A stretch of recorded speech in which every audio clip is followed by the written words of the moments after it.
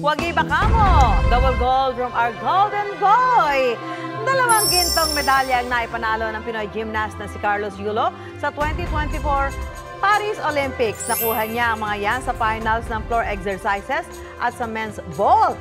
First time na nakadalawang ginto ang Pilipinas sa kasaysayan ng pagsali sa Olympics.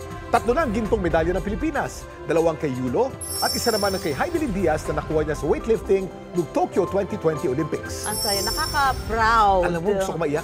Talaga, siyempre, talaga naman, hindi ka ba naman maiiyak sa binigay na karangalan sa atin Ibang klase ka, ni Kanoy. Carlos Yulo. At sana'y dumami pa ang gaya mo. Ang mga landing? Grabe, no? Grabe, no? Perfect, no? Ang hirap, no? Paano yung kuyakin? Paano lumilipad? Yan ay oras at taon, oras na practice na may pawis at dugo. Kasi diba, titignan ka, takbo siya, tapos biglang tatalon siya, tapos ikot-ikot gano'n. Sabi ko, Tapos walang talbog. walang Boom! talbog. Tapos wala kang gamit na kahit ano, di ba? Wala siyang aid na anything. Basta yung katawan lang niya. Paano kaya, siguro pag nahulog ako sa agnan, iikot ako. Pero pag ganun, ibang ikot mo. Eto ba,